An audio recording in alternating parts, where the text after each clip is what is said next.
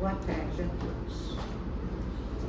Dando continuidade aos nossos estudos, hoje nós vamos finalizar o capítulo 23, que o Paulo deu início a semana passada, né?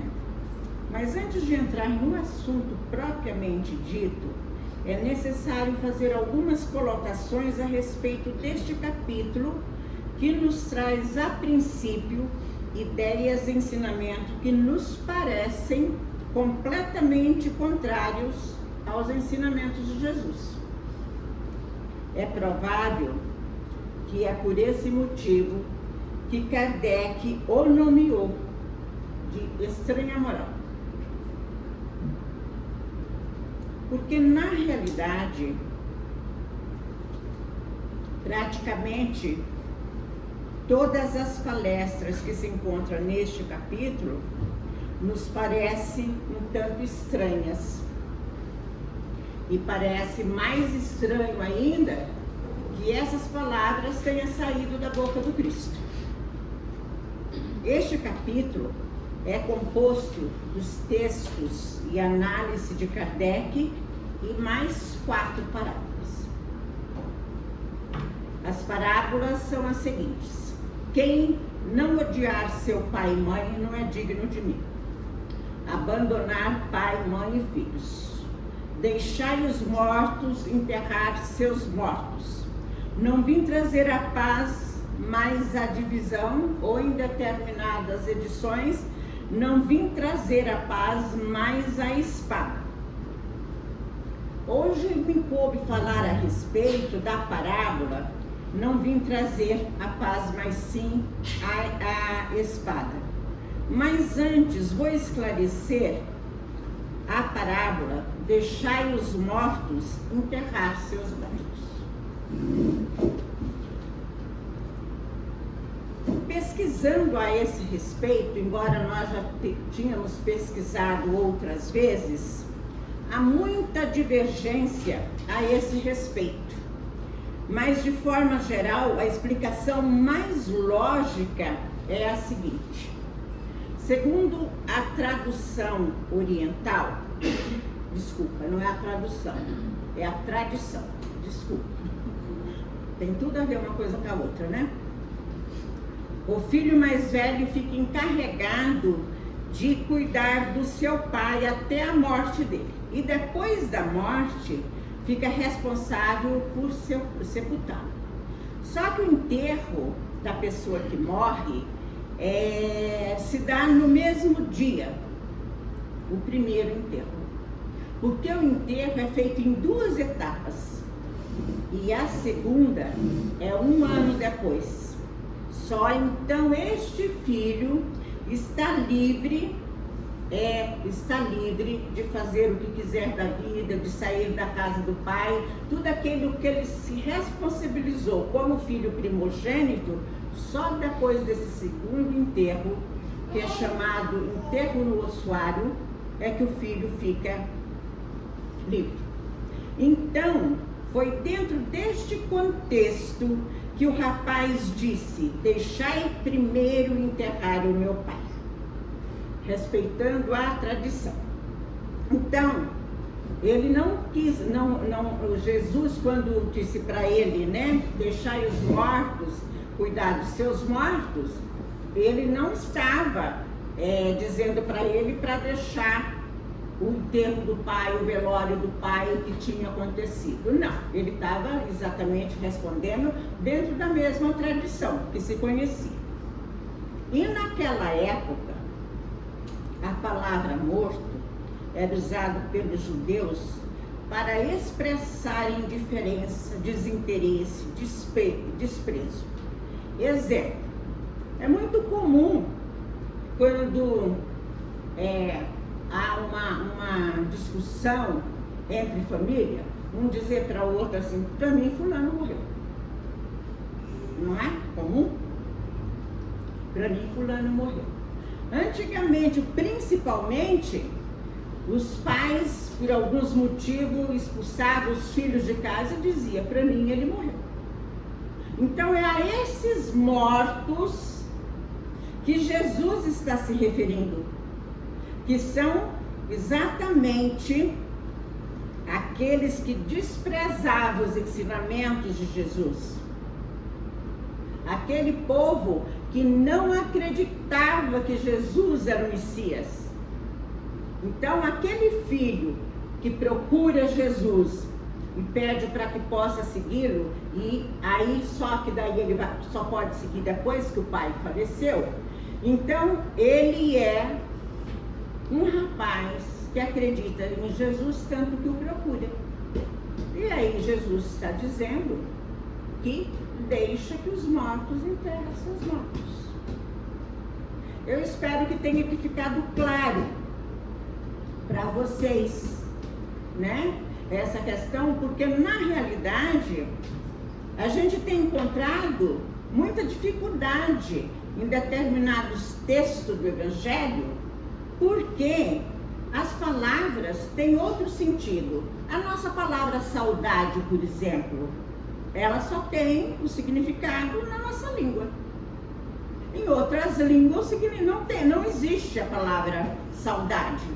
E então isto era ditado, era costume daquele povo, era tradição daquele povo. Então nós não entendemos quando Jesus diz: deixai os mortos enterrar seus mortos. Ele estava se referindo exatamente àqueles que não davam a menor importância aos seus ensinamentos. E coube a mim mesmo hoje falar a respeito de não vir trazer a paz, mas a divisão. Esta parábola está dentro de um contexto em que Jesus estava preparando os apóstolos para sair pregar o Evangelho e realizar curas. Jesus não falou isso para uma multidão, como ele costumava pregar. Jesus fala apenas para os apóstolos, que já sabia exatamente o que Jesus queria dizer. Então, para os apóstolos, não causa nenhum espanto que Jesus está preparando eles para sair e que, na realidade, está orientando eles que eles vão encontrar muita dificuldade de pregar, de divulgar o Evangelho de Jesus. Será possível que o mesmo homem que é chamado de Príncipe da Paz, que nos trouxe como lei amar o próximo como a ti mesmo, honrar pai e mãe, amai os vossos inimigos, orai pelos que te perseguem, pelos que te caluniam e pelos que te odeiam, será que esse mesmo homem teria dito essas parábolas? Não é incoerente? Estudando Kardec, eu sempre repito isso aqui para vocês, porque eu acho necessário. Kardec diz o tempo todo para nós analisarmos sem constrangimento. Nós somos criaturas inteligentes, uns com mais, outros com menos, mas somos inteligentes e somos capazes de entender aquilo que nós estudamos. Só que não é possível entender alguma coisa que foge da nossa língua e que principalmente hoje os costumes são outros. Mas vamos ver o que Kardec diz a esse respeito dessas parábolas, dessas questões todas que nós encontramos no Evangelho e que nos parece estranho. No capítulo 14 do Evangelho segundo o Espiritismo, nós estamos estudando o capítulo 23, mas isso está escrito no capítulo 14, item 6 do Evangelho segundo o Espiritismo. Kardec diz assim: estranhas parecem algumas palavras de Jesus, pois são contrárias com a sua bondade e a sua inalterável benevolência para com todos. Ora, não é possível que ele destruísse de um lado o que de outro ele estabelecia. Se certas ideias suas se acham em contradição com seus princípios básicos, as palavras que lhe atribui foram mal reproduzidas, ou mal compreendidas, ou não são suas.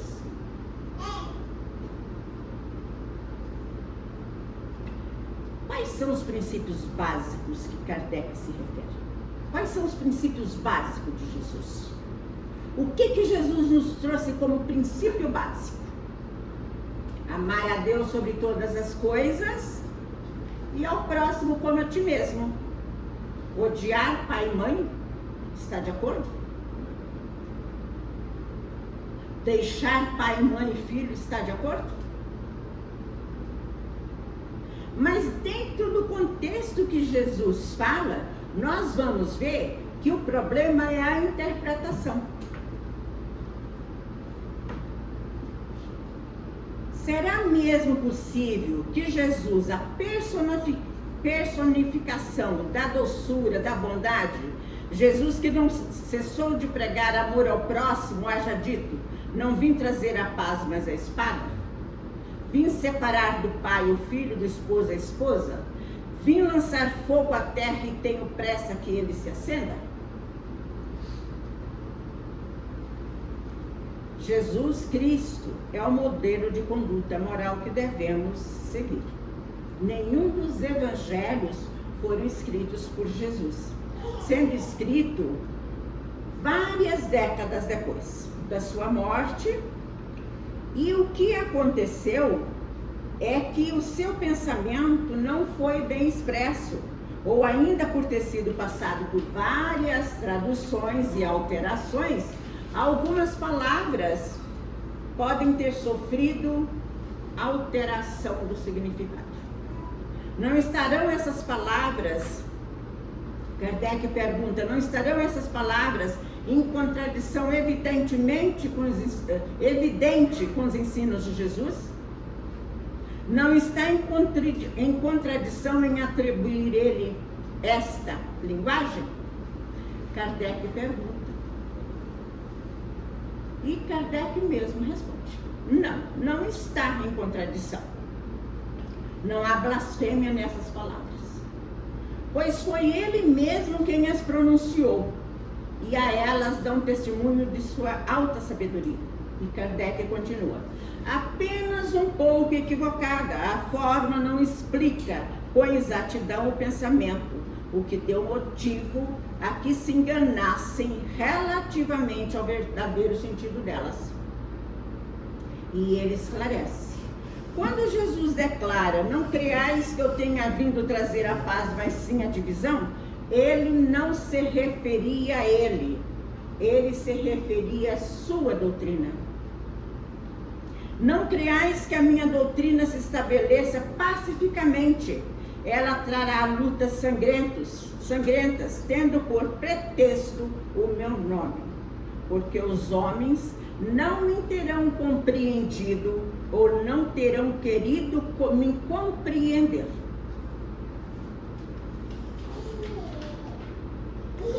Kardec diz que toda ideia nova encontra oposição e que nenhuma há que se estabeleça sem lutas.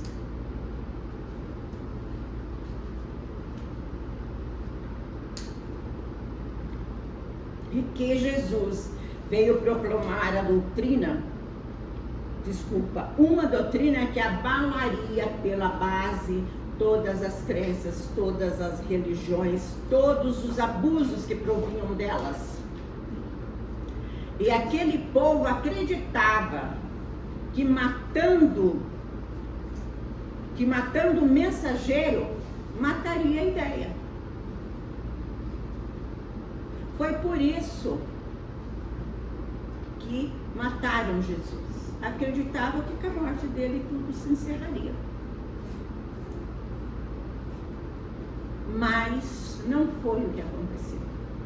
Porque os ensinamentos de Jesus eram de ordem divina.